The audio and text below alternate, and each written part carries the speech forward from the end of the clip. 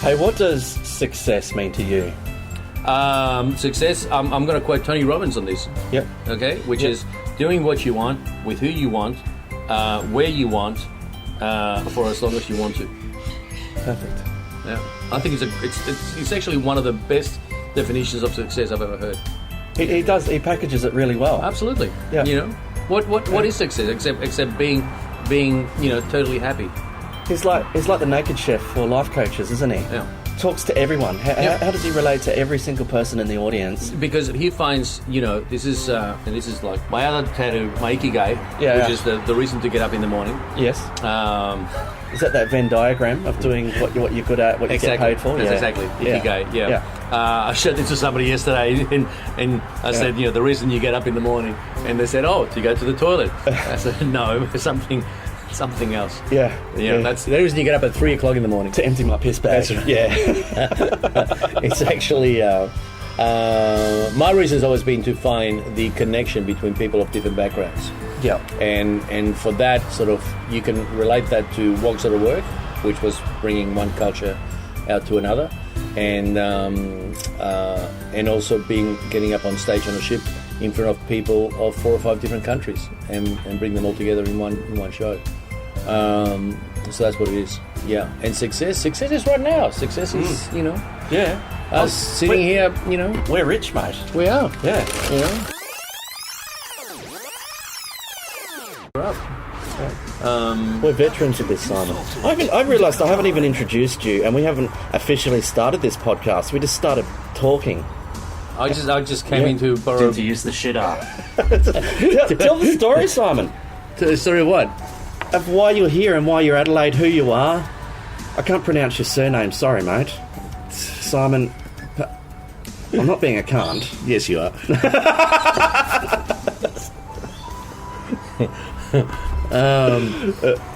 Why am I here? I'm here because I left Melbourne basically when the border opened, which, as we speak, is being closed again. So I left Melbourne. I spent about a couple of months doing up a camper van, which I bought during lockdown within 5 kilometres of my house. What I wanted to do this year is actually get myself a dog. Last year I had one of the biggest years I've had for a long time, right? And I had... do you really care that much about your garden? Because my dog is digging up your garden. No, mate, he's fine. No, he's fine? I really feel like we should be filming this podcast. It'd be nice to have these little cuts of your dog digging a hole while we're having this chat. My dog Meninga, who has lived with me his entire life in lockdown, and he's so attached. He's like a fucking pair of Ugg boots. He just follows me everywhere. It's an amazing relationship that I've got with his dog. What I wanted to do this year, I had such a massive year last year. Basically, I had the biggest year of working internationally on cruise ships, right? And I went from Iceland to Carry that on to another beer. oh yeah, okay. All right. I went from Iceland to Israel Yeah. and South America and where else? Oh yeah, I was on a ship out of Singapore for Chinese New Year with about 800 Chinese, and that's when we got off that ship, they started talking about some weird flu that was going on. Also, everybody who worked on ships sort of found out about the pandemic fairly quickly, because the first thing we realised is that all our travel insurance was completely void in the event of a pandemic. In the case of the pandemic. In all the small print of all travel insurance says, Right. we do not cover pandemics.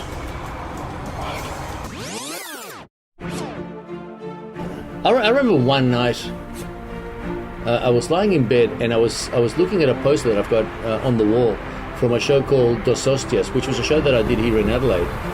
I'm looking at the poster, and suddenly I realised that I'm standing on the side of the bed, looking at myself, thinking about the poster. Mm-hmm. And it's like my brain could actually watch itself thinking about the poster. Oh man, hold on, I gotta take this back.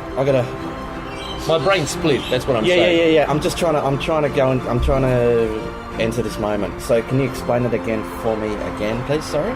So I'm looking at a poster and thinking about the memories that poster is bringing to me. Yes. And then I realised that I'm actually standing on the side of the bed, looking at myself, staring at the poster. Yep. And watching myself, thinking about the poster, but I'm still thinking about the poster. Right. It was like that when I thought I died. When I was in hospital bed, that happened to me. Yeah. I possibly died. You possibly died. No, so, but did you think at that time, oh shit, I'm dead? No, I didn't think I was dead. I was thinking, because I could still make decisions with either one part of that brain, but there was a disassociation happening. Disassociation. Okay, gotcha. And I just went, oh, okay. Well, I'll just get up. I'll go to the toilet, and I'll wake up out of this. And I went to the toilet, and then I was in the bathroom, but I could still see my brain thinking about the poster, and remembering all the stuff about the poster. So I couldn't stop the two brains being aware of each other. Yeah. Okay. Camera 1, camera 2. Yeah. Okay. So then I went to bed, and then I had this. I couldn't shake it, and had a massive breakdown. Not a breakdown, sort of a massive panic attack about it. Yeah. Which was like but it was really, I haven't had a panic attack for years, but it was like a panic attack like your heart had stopped, like somebody had put a 240 volt electric wire through me. And I couldn't stop shaking. So then I rang up my son, who was at a friend's place, and said, do you want to come over? I'm having a really bad panic attack. And he came over and basically threw himself on me because I was still shaking. And we just sort of like had this moment of until he just went away. So you shook your way through it. I had dealt with anxiety and panic attacks enough to know how to deal with a panic attack. Yeah. Right. Also, going to say that age is a wonderful thing for anxiety and panic attack, because you do get to a point where you just don't give a fuck. Yeah. I have never had a panic attack about something so hard to deal with. And then when it happened, you sort of like deal with it, because it's like a train crash. You just watch it happen, and there's nothing you can do about it. And you know that you just have to stand there and watch it until all the debris and the dust settles down. Yeah. I don't know. I've sort of become so relaxed about certain things. Maybe I should worry about a bit more about other things, but I find that I don't give a fuck about anything, but then it'll be petty stuff like the rubbish bins or where am I going to park my car. I freak out about that. Well, that's interesting. Yeah. But I'm not afraid of dying. Yeah. So like you deal with like big car issues when you've been close to it. You deal with the big car issues quite easily. That's it. I just because in that time that my father was in hospital, he was actually on a ventilator, which is where you end up if you have COVID quite badly. Yes. And he was in an induced coma for 2 months. And intubed for 2 months. So I've seen it up close. Wow. So when this happened at the beginning of March, I went, okay. I was reading, what the procedure is to be intubed, and I was thinking, I went, oh, this is what Dad went through. And I rang my sister about it and said, this is exactly what Dad went through in the ICU. And then that's when I just went, well, I'm not getting this. And I'm not giving it to anybody else. So, let's get some cans of beans and stay at home, and we'll stay here for as long as it takes. Yeah. And it took 7.5 months for Melbourne to clear up. We're veterans of this, Simon. I've realised I haven't even introduced you, and we haven't officially started this podcast. We just started talking. I just came in to borrow... To use the shit off.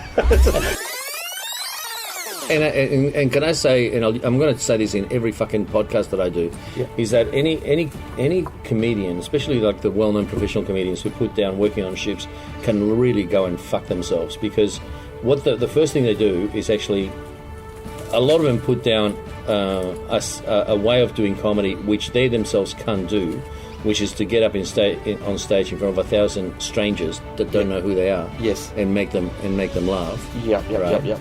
And secondly, more importantly, is that they keep putting down and taking away a stream of income from up and coming young comedians. We also hit the point where Cirque du Soleil is on cruise ships. Blue Man Group is on cruise ship. It's like, fucking get over yourself. Yeah. If you're putting down, cruise ship as a less standard of entertainment, you haven't been on one for a while. Yeah. Or, maybe you went on a You're cruise. right, though. There's such a different feeling or buzz getting up to thousands of group of strangers than if you marshal 1,000 of your followers or your fans that are here clearly to see you. Yeah. And that to me has been my challenge. Yeah. That I have, first, I've worked for the last 9 years in front of people that have never heard of Acropolis Now or Walks Out of Work or anything that I've done before, right? So it's like, okay, who's this guy? All right, so you have to win over, let's just say on some of the bigger ships, 1,600 people. Yeah. Right? At that moment. Yep, sure. Well, I mean, my podcast, most of my listeners are from India, so no one will know who the fuck you are. That's okay. Yeah. Let's just, I'm fucking huge in Australia. If you're from India, let me just tell you right now, I can't walk down the street. What do you want to talk about? Oh, mate, I think what we're talking about is just great. You and me have both experienced significant loss. So at that point, when the world started experiencing significant loss, you and me have gone, yeah, we've been here before. Absolutely. This is not... My sons have started panicking, right? Yeah. And which, and in a way I was sort of like, I'm glad that I wasn't panicking because I could actually say, hey, listen, guys, I've worked hard to make sure that, we are comfortable. I'm not going to say I'm rich. We are comfortable because we actually live frugally and we've got enough to cover our costs for a while. Yeah. I remember doing a tour of a monastery in Spain many years ago. Yeah. And the guy who was showing us, there were Cartesian monks who basically sit in cells and just contemplate and think. And everything he said sounded very, very Buddhist, which was really surprised me from a branch of the Catholic Church. But they would rent out these cells in a monastery for $20 a night, right? Yeah. And he said, a lot of people, some people come here and they stay for an hour and then they go. Just meditate. Well, they say once you turn off the radio and once you turn everything else off and all the noises, and this is the whole thing that now we've got this phone, right? Yeah. Where we never have silence. Yeah. And he said, once you turn everything off and you only have your thoughts to hear, a lot of people find that very, very scary. Yes. And they run away from it and they try to find some other way to distract themselves. Distraction to get away from that. And of course, this is I think this has been the hardest thing for most people to actually sit at home and contemplate. I think one of the days, I just turned off all my devices and just cried, like a really deep cry. Yeah, I think I've seen most people I know around me at some point just burst into tears. Yeah. And or just sort of like I need a hug and so it's been really a really interesting point to be able to go through that because we lost our sense of self. We lost who we are by losing our job, right? Yeah. Which is a big part of what defines us. Yeah. Then we lost sort of the connection with family and friends. I mean, I didn't hug my son for about like 2 or 3 months. And then to top it off, we had to wear these masks down the street, which made us anonymous. People didn't recognize each other in the street, right? So literally, it's like putting a hood over your head and just losing yourself, your identity completely. And some people sort of found it. I discovered that the people who were not flexible enough. Yes. And this is a bit... Yes. Flexibility of the mind was a big thing. Oh, my God. Oh, my God. And the ones who didn't have flexibility of the mind basically whinched and bitched about Dan Andrews for fucking 7 months. Yeah. Right? Yeah. And listened to Sky News because Sky News was feeding all the stuff that they wanted to hear. And then there were the people who sort of like... applied themselves to actually changing their environment and making themselves at home and sort of like hunkering down, and renovating the house and all that sort of thing. And then there were people who really invented really amazing new things and ways of doing stuff, you know, and reinvented themselves. Marcus Ryan you probably know him, in Wonthaggi. He's a guy who literally travels around the world. We did the Death Road in Bolivia together. Yeah. On mountain bikes, right? And we did stand-up gigs in La Paz, in Bolivia, and a couple of other places. And he went to Wonthaggi, and you could sort of hear his panic, about, my God, what am I going to do type of thing, because all he knows is going around the world setting up his own gigs. He bought himself an 12-seater minibus. Yeah, cool. And then started a local business of tourist and family gatherings, which basically he's been running off his feet, and went and did a NICE course, a business. I did that. Business course, yeah. Right, yeah. And started a whole new business. And I think I have gotten such great joy of seeing people. Nick Meredith, putting his paintings up on Facebook. People that I didn't know who could paint, who could make things, who could bake. Yeah. It's been like a lot of relationship psychologists and people like that coming out. So it's been quite a, as far as comedians is concerned, I find this sort of like when vaudeville finished and television started.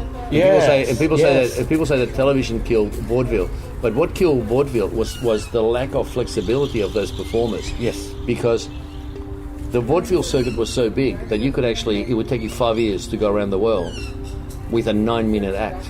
Yeah. And you were booked actors known, right? Which means that act that you were doing 9 years ago, that's what I want to see again. Well, that was like my open mic stand-up. Exactly. Like I did the same 5 minutes for 5 years. Yeah. People have got. I talk about this when I do my classes, which I haven't done for a long time. But people have to move through the open mic part of their lives really, really quickly, right? Yeah. Because they end up, and this is the open mic scene in any country in the world, okay? Yeah. Young guys with no experience whatsoever telling each other how to do comedy. Yeah. Right? Yeah. Going home and having a wank over Bill Hicks videos. Right. I actually saw Bill Hicks live in a room with 25 people.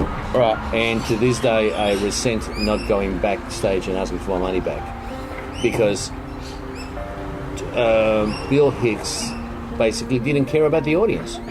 And what you're getting on YouTube now is the best of Bill Hicks. He wasn't a stand-up, he was a commentator. Yeah, but this is, look, fucking, it's the whole open mic scene around the world, right? Is fucking young white middle class guys, right? Who want to be edgy. Go fuck yourselves. You've got nothing to say. You've got nothing to fucking say. Okay, you've seen nothing of consequence, right, in your life. Okay, what are you going to change? Right, go and fucking travel for 10 years, and then go and do comedy and say something of what you're experiencing. Of having your heart broken, of seeing somebody die. Somebody gets up on stage and starts talking about it's like I was watching some woman. He was getting up on stage and talking about her wet cunt, and I'm going, and then at some point she looks at me like she's not getting a reaction out of me, and I'm looking. I'm 58 years old. You trying to shock me? By saying wet cunt? I've seen a lot of pussy, darling. A lot of dirty, scabby cunts. A lot of beautiful cunts. I've seen 2 kids being born. Yeah. Right? Yeah. Okay. That's it. I've seen a cunt. I've seen a cunt at its worst moment. Yeah. You look through the eye of the cunt. And it's like... it's like... anybody who's like 23, 24, middle class, right, looking at somebody in their 50s and thinking, "Ooh, I'm going to shock you," but you can't. You actually can't do it, because I've had 2 lifetimes of seeing shit that you still haven't seen. Yeah. Right. Yeah. I kind of almost. It's adolescence. It's adolescent arrogance. It's coming home to your parents with a piercing. It's like that scene from what's that scene with Robin Williams and Matt Damon? On Good Will Hunting. Good Will Hunting. It's like you're the Robin Williams. If I ask you about women, you probably give me a syllabus of your personal favorites. You may have even been laid a few times. But you can't tell me what it feels like to wake up next to a woman and feel truly happy. You're just a kid. You don't have the faintest idea what you're talking about. Exactly. But you don't know. Because the reason I know you don't know is because when I was your age, I thought like you. Yes. And I thought I knew everything. Yeah. And then 30 happened. And then 40 happened. Yeah. And then I had kids. And then I realized that my only role model for being a parent was my own parents. And I wasn't happy with my own parents. Yeah. Right? And this is like shit that just the shit that sort of that's in your brain that pops up at different parts of your life and slaps you in the face, and that can only come from trauma. It can only come from actually living life. Right? Yeah, you're right. It doesn't necessarily have to be trauma. Yes. Yeah, it can be just live, get a life. You can actually look at a film script, right? Yeah. And look at the subjects that they're dealing with, right? Yeah. And basically tell the age of the scriptwriter on what they're dealing. Right? If it's parental stuff, probably around 30s, mid-30s, right? If it's about, going out discovering life after, it's probably like 50s. Yes. All that sort of thing. If it's about sort of, their first heartbreak or rebellion or something like that, might be sort of like early in the 20s and stuff like that. Yeah. You're right. Another thing that I've come to realize this year is that you can have really amazing experiences all your life. Yeah. And not do anything with them. Yeah. You don't need to make a film. You don't have to write a book. You don't need to make a recording, do anything. You can just be an observer of life. Yeah. And just enjoy life without feeling like, oh, you should write a book about that. Oh, you should write a film about that. You should do. What if I don't? Yeah. What if I just walk through life, observing how the whole world functions? And you know what? You'll if you do that, if you are an observer, you'll start to just attract amazing, extraordinary people. Yeah, because now you're just paying attention to them. Because people are craving authenticity. They want you to be real. They don't. People are sick of the, hey yo, what's up? Make sure you hit the subscribe button, or make sure you follow me, or hey guys, check out my podcast. We're like, fuck off! Don't sell me anything, cunt. We don't want to be sold shit. We just want genuine connection. That's what we crave. Yeah. And the only thing is, in any wave of new stuff, you're only going to have the genuine people at the beginning. Yes. It's like the first series of Big Brother. Yeah. Those people didn't know that half the country was watching them. Yeah. And because it's like, how the fuck? Why would anybody be watching a bunch of people sitting around on a couch talking shit?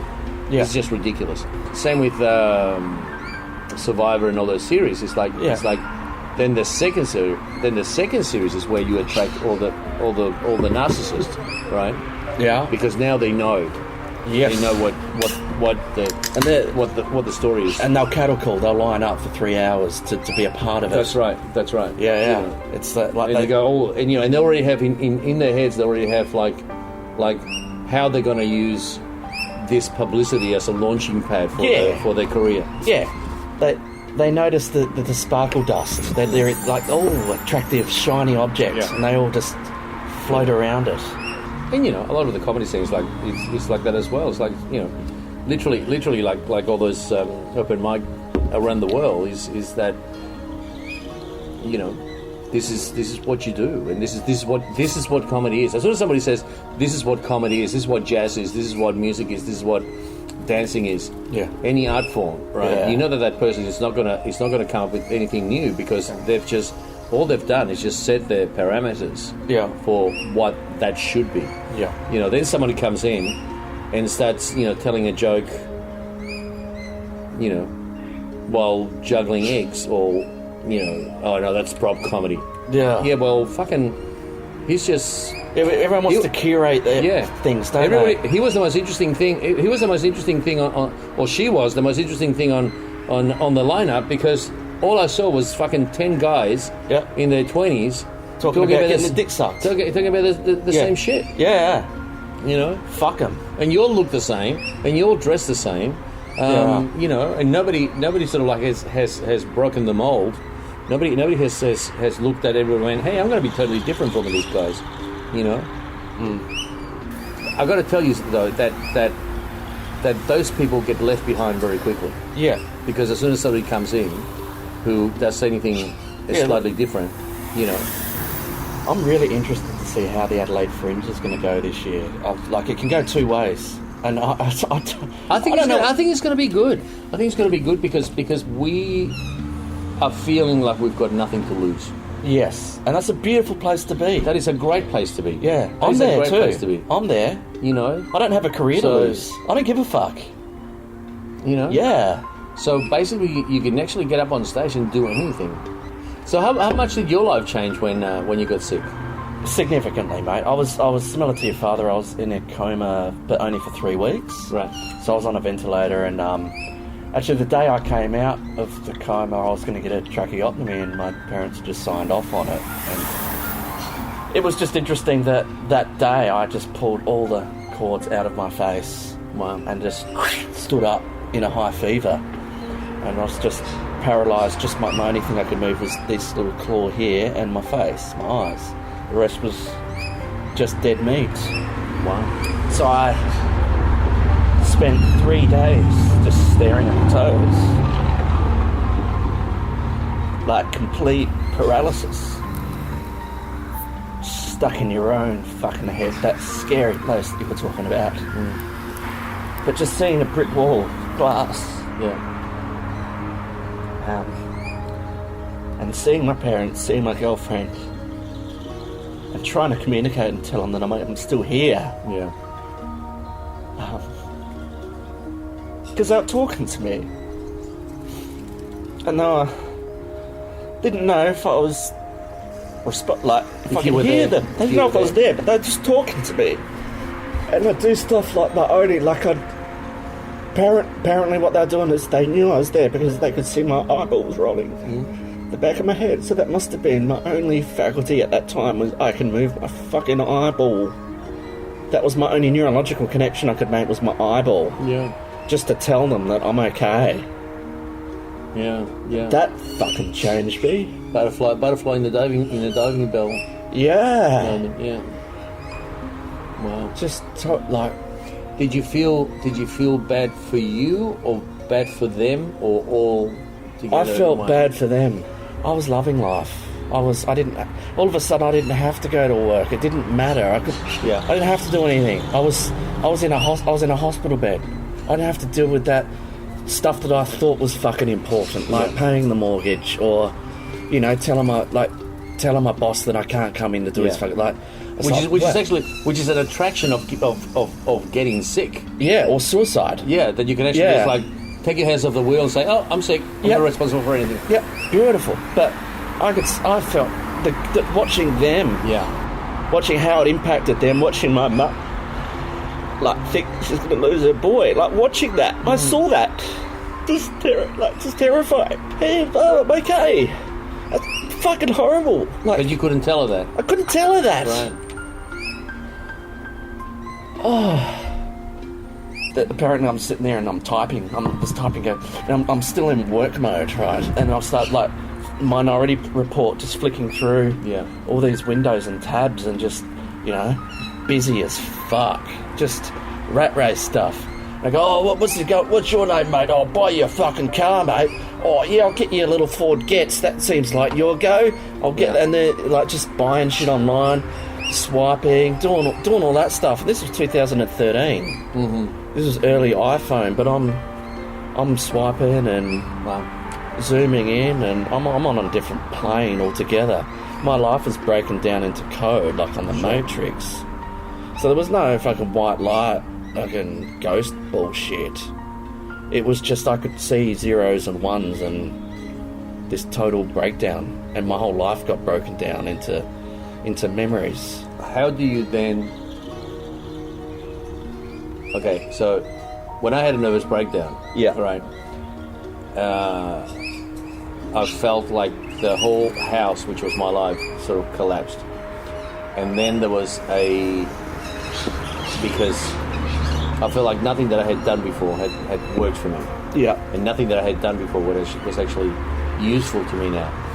So it was like seeing this whole pile of bricks, and I had to pick up each brick and shake it and say, okay, I can use this again. Yeah. I can't use this again. It's a good egg. That's a bad egg. That's a good egg. That's a bad egg. Yeah. Did you go through that sort of like what had worked in your life before and what? I'm still kind of going through that. Yeah. It's kind of It's like I'm putting my life back together, but I'm doing it in a way that I want to, not the way that I'm told to do. And I've had significant breakthroughs through COVID, through 2020. Like this has been my year, and I'm not allowed to say that. I think a lot of people are saying that now. Yeah. That this is the year I had to have. Yeah, it's yeah, like I was telling you at the beginning. It's like I wanted to. You know, when you work in a job where you wake up in the morning. I have been waking up every morning for the last 9 years to emails offering me work. Yeah. I have not looked for a job in 9 years. And when somebody sends you an email says, could you fly to Iceland, do 3-4 days on a ship and fly back to Australia, and then we're going to pay you, very nice money to do that. It's very hard to say no, right? So consequently, what I wanted to do is stay at home. I really wanted to get a dog. I wanted to get a dog to learn about relationships. Nice. Because I needed to sort of look at some of the stuff about myself and relationships. And in a way, it's sort of like that's what I needed. That's what I wanted to do, to stay at home, just work out. I'm going to be 60 in a year and a half, so I wanted to have a look at just take time out and think about what next. I honestly don't think I would have done it without COVID. I think 2020 came along and said, "Hold my beer, I'll give you a chance." But not only I'm gonna do it for you, I am going to make sure that you don't do what you usually do, which is when things don't go well in one place, you escape to Spain or Argentina or all the other places that you've worked at before, that you can actually escape to avoid looking at yourself in Melbourne. And it allowed me to basically just shut all the doors everywhere. To the point that I could do nothing except just sit at home and reflect. And of course, that is never an easy thing to do, because to reflect, you can sit in your house with the posters of all the past shows you've done and all the wonderful thing and your moments of glory, which I always hated. I don't have a single I've got a couple of posters here and there of things that I had. Have you ever watched some of your previous work? No, I hate looking back on it and because you're dead to it. It was just a long time ago, It's just this is the other thing about working on ships is that you can be the most, and I think I was pretty up there as like one of the most successful comedians around the world working at that level. Yeah, because I literally could not fit any more work in. And I was working for the top cruise lines in the world, but there is no reward as far as fame is concerned. You are never going to be famous. Yeah, you are just going to live a really interesting life, traveling around the world. What it did do is actually made me enough money to then go and put into my passion projects. So 2 years ago, I went and did a documentary out of my own pocket. On Cuban comedians and the Cuban stand-up comedy scene in Cuba, in Havana. So all that the things that you can sort of like afford to do for yourself. But I am grateful, and quite frankly, I can tell you right now, a week before Christmas, as we are sitting here, that I could probably do it again this year. Yeah, me too. I could go another year. Me too. I'm not finished. I'm not finished. I'm just tasting this. I'm not finished. I'm in Adelaide because my camper van died in Renmark. And I didn't tell you the story, but you know that he died in that 5 kilometre. He died in a 5 kilometre spot between the border and the COVID station. Right. So RACV and RAA, neither of them could actually come and get me. So I was in a no man's land. Oh no. And I had to basically start up the engine, which was overheating, and glide a kilometre and a half. Just push it over the line. To push it to the COVID station, the South Australian COVID station, and then somebody could come and a tow truck could be sent out. And in that time, the engine had cracked. And then I spent 2 days, in the car park in Renmark over the weekend. And then when they checked it out, they rang me up and said, we can't find an engine to replace it anywhere because it's a 2002 Mercedes-Benz van. So it's dead. It cost me about $10,000. I spent 3 months working on it. I got it just right. It was such a beautiful home away from home to live in. Well, if you want to keep it anywhere, keep it in this car park because it's strata property. So it'll take probably at least a year before we can get a court order to get rid of it. To get it moved. Yeah, so maybe if you could put it there and I could use it as an installation art, would you be prepared to donate it? You could do a show in it. Yeah. I thought about it. You could actually do a show in it. Yeah. They quoted me like $3 or $4 grand to actually take it back to Melbourne. So there's really, literally no option to save it. So I rented a car because I thought I'm going to Adelaide to catch up with all my friends. I've caught up with some amazing people that I haven't seen for a long time. It's what I've been doing for the last three and a half weeks, just going around the country, seeing all the friends that I haven't seen, especially ship people. Yeah, fun. But it's also been a time to be reflected in them because they have gone through, like what we talked about. Yeah. What have how have you felt about this? How have you felt? How did you how did you deal with that? Yeah. Some people have sort of like made amazing work out of this time, and some people have sort of like sat at home, and some people. But it's been a really interesting time to, and of course you can't really judge anybody. No. It's been this has been the time where we've really had to find the relationship with ourselves. Yeah. And I read a book called Attached recently, which gives three different kinds of attachment styles, which is secure, where people go into a relationship and get into each other and are not afraid to go deep and all that sort of thing.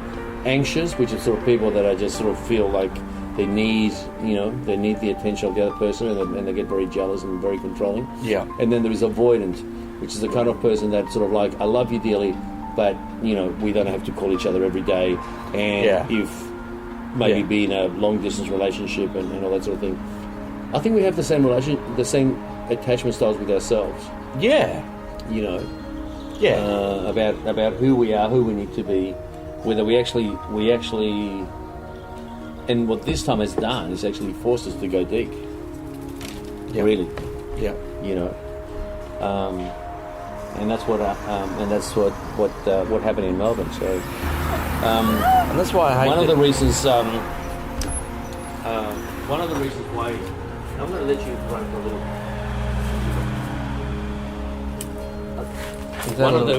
We'll just sniff around. Yeah, she's had a little nap by the duck. One of the reasons I think turning 60, sort of playing on me so much, is because my mother was illiterate all her life, most of her life, and it's really interesting because when I look at Donald Trump, for example, I can see that he's a functioning illiterate. Yes. Because he makes the same excuses to avoid reading that my mother used to make. I haven't got my glasses. I'll take this and have a good look at it later when it's nice. All that sort of thing. I like it. Yeah. He picks up. This is like when he's. I think he was being questioned for some big court case, and he, they put up a huge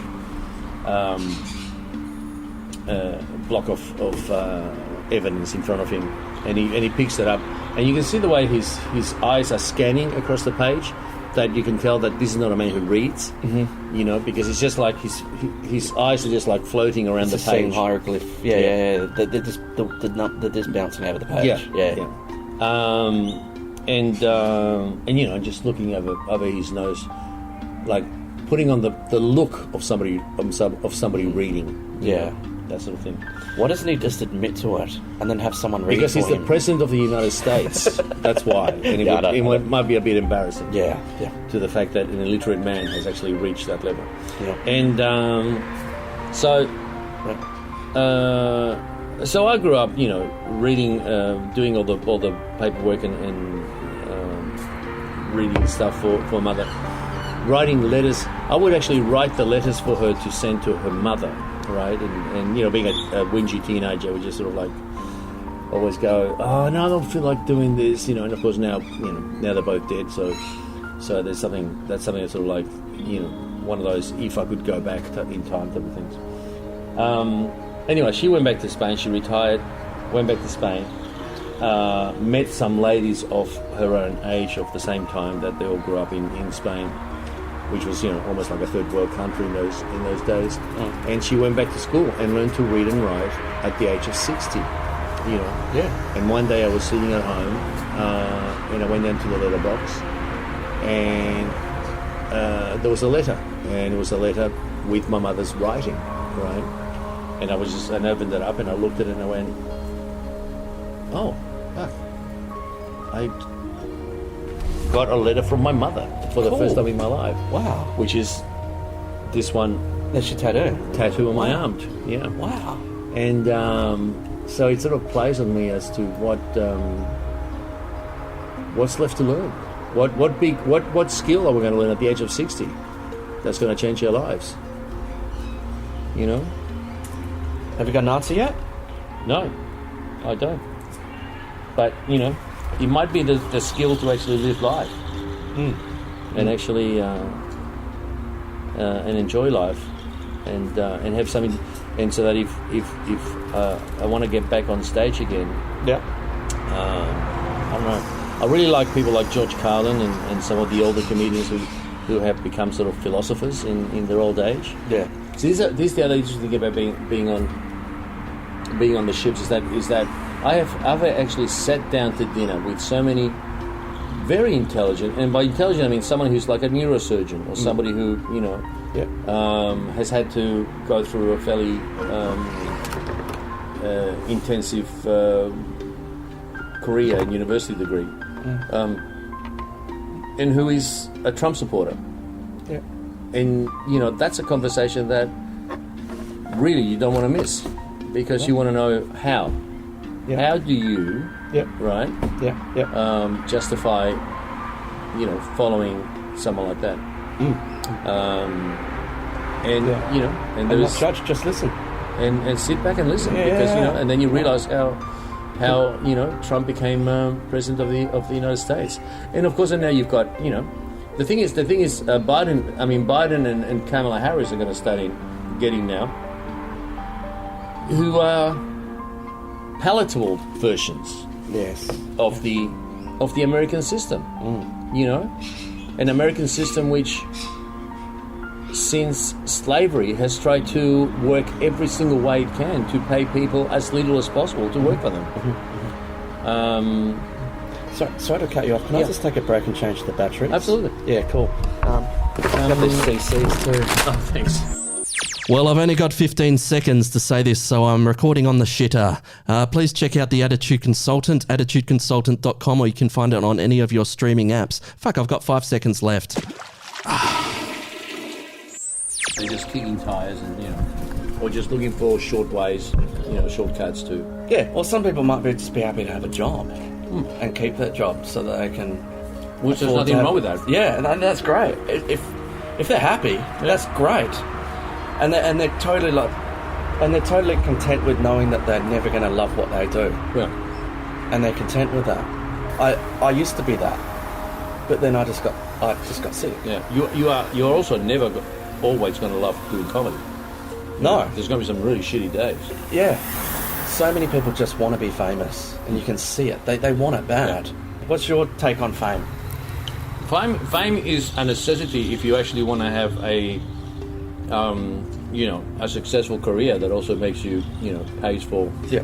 It opens doors. But then you got to remember, it depends what doors are open. Look, I've never done a chemical drug in my life, right? I can truly say that, perfectly honestly. Yeah. I've never been a drug guy. I still want to go to Peru and do ayahuasca. And who knows? I might spend my 60s doing fucking every drug under the sun. But it hasn't been. I have found life really interesting, and I found drug people really boring. Yeah. Right? Yeah. And sometimes I wonder if if I had done sort of lines of coke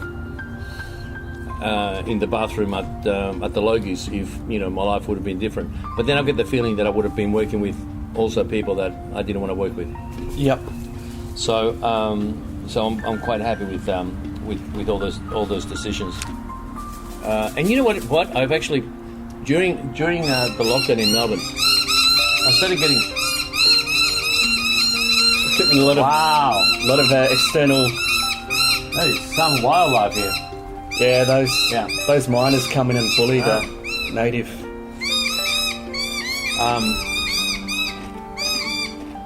Sorry about that. Bit of distraction from the miner birds there. A few hecklers. I started getting this really nasty messages at 3 o'clock in the morning during lockdown from a very well-known comedian who basically called me an old hack and that I bragged about having money. But I need to say that I'm not rich, but I'm comfortable and I've taken care of myself. Yeah. And I teach artists how to take care of themselves financially. Yeah. And to be financially knowledgeable. Yes, right? Yes. And the reason I do that is because I went from being on the dole to being a millionaire when I was 26, right? From a show that I wrote. Yeah. Then I got a tax bill for $348,000, which in today's terms would be about $1 million. Yeah. Right? And I learned all my lessons from losing my money, not from making my money, right? And I ended up going back to uni, doing a Masters of Business in Entertainment Management and teaching, especially musicians who are fucking the worst, right?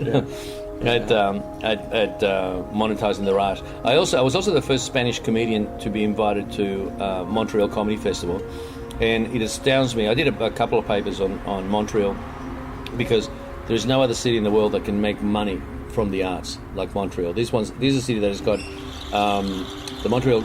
It's invite only, isn't it? The what? It's invite only. Yeah. So it's got one of the. It's got probably one of the highest rating comedy festivals in the world. The Jazz Festival and Cirque du Soleil, all in the one city, right? So these people know how to make billions of dollars from the arts. Do you think maybe that's where Melbourne Comedy Festival went wrong, whereas they didn't make it totally exclusive? It was like they're still happy to take open micers' money, but at the same time, it's based on a business model of exclusivity. I don't think there's any right or wrong way to do a festival. Yeah. Right. Yeah. Because if you want a festival to be, look, this is my experience. First is, right, I was in the actual first beer around a bar with a bunch of people saying, hey, let's put a comedy festival together. Yeah. And nobody having a fucking clue what that looked like, right? Yeah.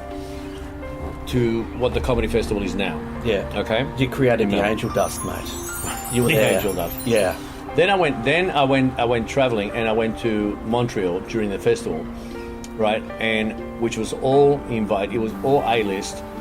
It was like $60 a ticket, but every show was a fucking winner. Yeah. Right? Yeah. So that's what a festival by invite only looks like. And what it does is that you go, okay, you got to be this good to get here.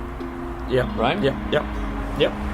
And that, whereas Edinburgh and Melbourne, you can just basically pay your fee. Yeah. And you're in. Yeah. There's no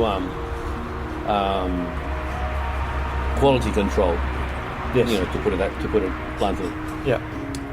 Which is why when people say, always ask me, when should I do my first comedy festival? I always say you could have done it last year, because there's going to be 300 shows worse than you. Just get up and do it and learn about this year, from this year, what you're going to do next year. Where are we going with this? The selling out thing. Yeah. Yeah, the selling out thing. It's just artist wanky crap, you know. I think one of the things I try to do with my classes is really kick out some of that wanky, you know, artist crap, which is like, dude, you know, when you've got two small kids and you know, and it's like, life is hard enough as it is. Oh, this is the other thing that halfway through, because I come across people who actually have bought into that. And then they get to the 40s and 50s, right? Yeah. And their career has never really peaked. They've never done like the TV show. They've never done, you know, the because their integrity's got in the way of. Because well, they say, oh no, that's not for me. I wouldn't do that. Oh no, it's like no. You know. Anyway, so is that a personality thing? Do you reckon? I think it's a fear thing. A fear thing. Okay. Yeah, like a self-sabotage. Absolutely. Yeah, absolutely. And I've been guilty of self-sabotage. Yeah, it's like, and the people who have done that, and you know, I mean, I was there when Ivan Aristeguieta sort of got his call from the comedy festival. He could have said, "Oh no, next year I'm not ready for it this year," right? But he didn't. He just said, "Fucking great, let's do it." Yeah. You know, same with Ronnie Chang. Ronnie Chang is someone who's actually said, "Fuck yeah." At every single step that he's been offered. Yeah, that's why it's nice to be a yes man sometimes. Absolutely. Yeah.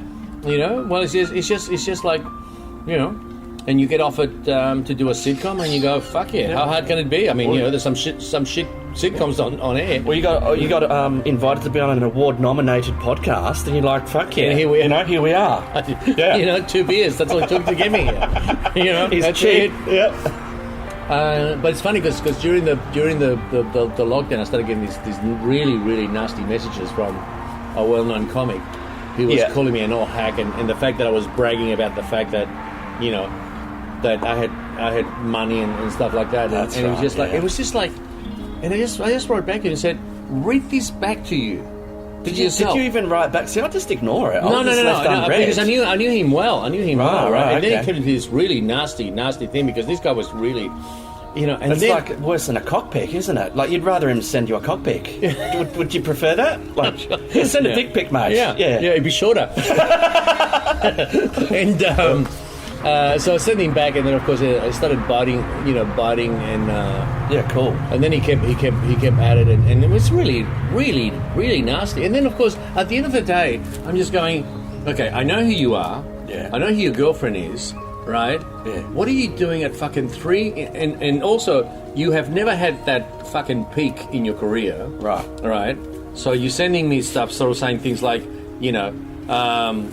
You are You are surviving on this sliver of fame that you had early on in your career when you were young, you know, and shit like that. And I'm going, you are lying next to your girlfriend, who obviously you're not fucking right now. Yeah. At 3 o'clock in the morning, sending an all comedian hate mail. This is you. Yeah. This is what you're at. Yeah. You know, I'm fixing a van and training my dog to go travelling around the country. Did that make you feel good knowing that? I'm like, I'm good. Yeah. I'm good. You know, it's like by the time I got to 40, I already felt like if I died, I had, you know, kicked a couple of goals. It's like that episode of Black Mirror when at the end when she's got like a 2-point rating, right, and she's walking to the wedding and covered in her own shit and mud. Yeah. And they get stuck in the cell at the end and they're just trolling each other. Like in the mud, they're just throwing fucking their own shit at each other. It's like, and you're like, no, man, go and punch it out with someone else. Yeah. Go and join a fucking group. Do it anonymously. I don't give a fuck, mate. Yeah. It's I mean, how many times during this lockdown have you started answering a comment online? And just going, fuck it. Yeah. I bet we could do an ASMR of the CCs. You know, like the okay, guys. You do that. Yeah. Oh yeah. Yeah.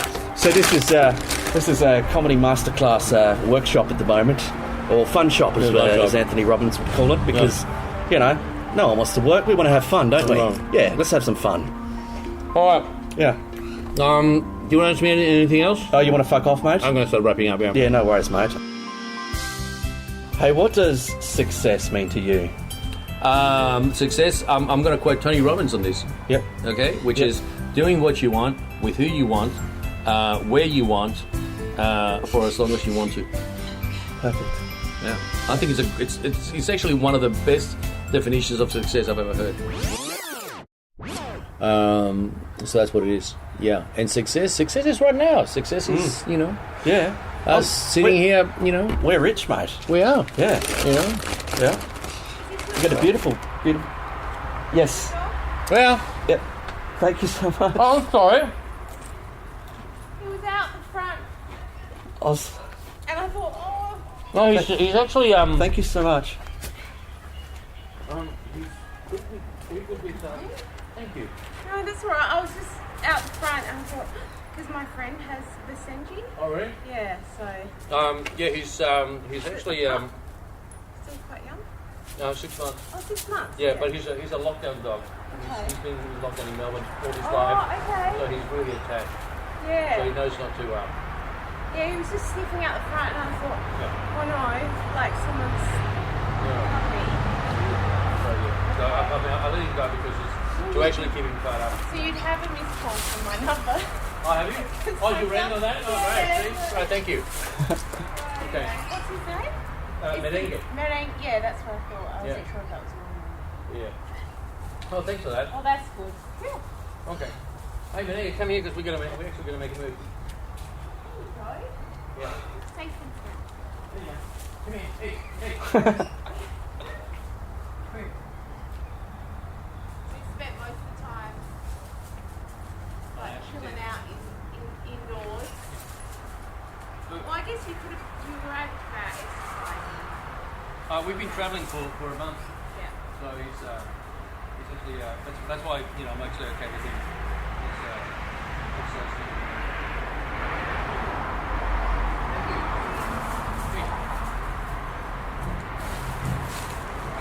Now, Simon, before you go, I have a question to ask you. Yep. What relationship advice did you learn from that situation? From that situation. Yeah. You said you got a dog to help you with your relationships. So, Yeah. what did you learn from that? That when you give that when you give your partner in life, like my dog is, Yeah. a bit of freedom. Yes. Somebody else might come in and put a leash on them. Exactly. And bring them back to you. Exactly. Yeah. Yeah. Yeah. Yeah. So We've all other- made that mistake, mate. So other people don't accept that you can actually give your dog that much freedom. Yeah. It's You know, all I had to do was basically get his squeaky toy out, and he would have come back. Yeah. But it was nice. And she said I've got a missed call from her because. Well, there you go, mate. Oh, there she is. There. Yeah. There you go. She's left me a message. Cool. Easy. Okay, here. You want some more? Meninga, you want some more corn chips? We're gonna go soon. Thank you so much. I can't wait to edit that. That's That'd be going to great. be fucking amazing, mate. Yeah. Okay. Do you want to grab his Yeah, man. his collar? His collar when he gets out of here. Come on. Yeah. Actually, hang on. Yeah. I'll get up. Yeah. Meninga, come on.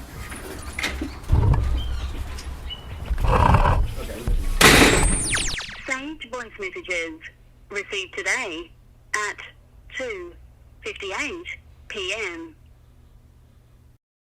Hi, I just found your Senji puppy walking round South Terrace. Okay, see ya.